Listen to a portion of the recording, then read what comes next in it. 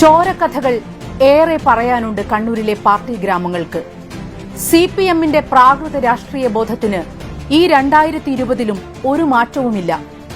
എതിരില്ലാതെ പലയിടത്തും ഞങ്ങൾ ജയിച്ചുവെന്ന് വീമ്പിളക്കുമ്പോൾ പരിഹസിക്കുന്നത് നമ്മുടെ ഉദാത്തമായ ജനാധിപത്യത്തെ തന്നെയാണെന്ന സാമാന്യ ബോധം പോലും ഇവർക്കില്ലാതായിരിക്കുന്നു. തദ്ദേശ തെരഞ്ഞെടുപ്പ് പ്രഖ്യാപിച്ച ശേഷം ജനാധിപത്യ കേരളം കണ്ട നീചമായ അശ്ലീലങ്ങളിലൊന്നാണ് ഈ ആഘോഷം. കണ്ണൂരിലെ ആന്തൂരിലും മലപ്പട്ടത്തും കാങ്കോൽ ആലപ്പടമ്പിലും കാസർകോട്ടെ മടിക്കയിലും കയ്യൂർ ചീമേനിയിലുമൊക്കെയാണ് ഇടതുപക്ഷം എതിരില്ലാതെ തിരഞ്ഞെടുക്കപ്പെട്ടത്. മറ്റു പാർട്ടിക്കാരോ പാർട്ടിക്കാർക്ക് സ്ഥാനാർത്ഥികളോ ഇവിടങ്ങളില്ലാഞ്ഞിട്ടല്ല. വിജയം അവകാശപ്പെടാൻ കഴുത്തിൽ വടിവാൾ വെച്ച് ഭീഷണിപ്പെടുത്തിയാൽ മതിയെന്നത് കേരളത്തിൽ കമ്മ്യൂണിസ്റ്റുകളുടെ മാത്രം തെരഞ്ഞെടുപ്പ് പ്രവർത്തനമായതുകൊണ്ടാണത്. 1995 ആന്തൂരിലെ മുഴുവൻ വാർഡുകളിലും UDF സ്ഥാനാർത്ഥികളെ നിർത്തിയിരുന്നു. അതിന് നേതൃത്വം നൽകിയ മണ്ഡലം കോൺഗ്രസ് പ്രസിഡന്റ് V. ദാസനെ വെട്ടി തുണ്ടം തുണ്ടമാക്കി. അതിനുശേഷം ആര് മത്സരിക്കാൻ വന്നാലും പിന്തിരിപ്പിക്കുന്നത് ഈ ചോര കഥ പറഞ്ഞിട്ടാണ്. 28 സീറ്റുകളുള്ള നഗരസഭയിൽ കഴിഞ്ഞ തവണ 14 എതിരില്ലാതെ ജയിച്ചതെങ്കിൽ ഇപ്പോഴത് 6 ചുരുങ്ങിയെന്നത് ജനാധിപത്യ കേരളത്തിന്റെ പ്രതീക്ഷയാണെന്ന് പറയേണ്ടി വരുന്നതിൽ ദുഃഖമുണ്ട്.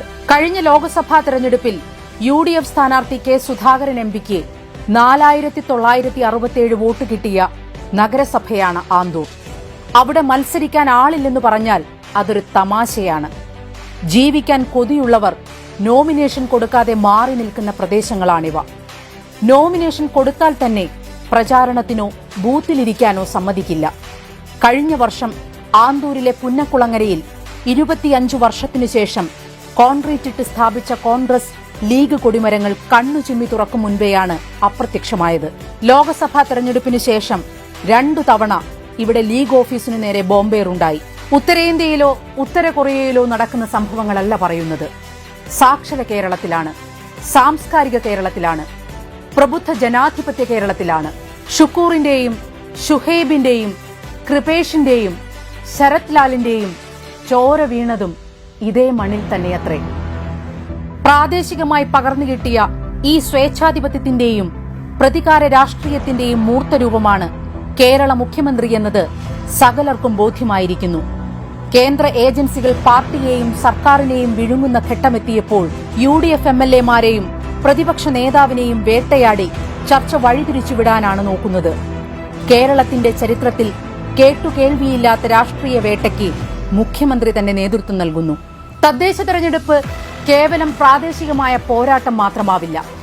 ഇടതുപക്ഷത്തിന്റെ ഇത്തരം ധാർഷ്ട്യങ്ങൾക്കും കൊള്ളരുതായ്മകൾക്കുമെതിരെയുള്ള ജനങ്ങളുടെ ശക്തമായ പ്രതിഷേധമാവും അത്.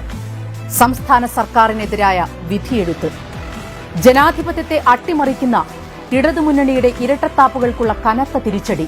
നാട്ടിൽ സമാധാനവും വികസനവും ആഗ്രഹിക്കുന്നവർ ഐക്യ ജനാധിപത്യ മുന്നണിക്കൊപ്പമുണ്ടാകുമെന്ന് കൂടുതൽ വ്യക്തമാകുന്നു. പാഴാക്കാനുള്ളതല്ല ഓരോ വോട്ടും. അത് ജനാധിപത്യത്തിലെ വിലപ്പെട്ട അവസരവും അവകാശവുമാണ്.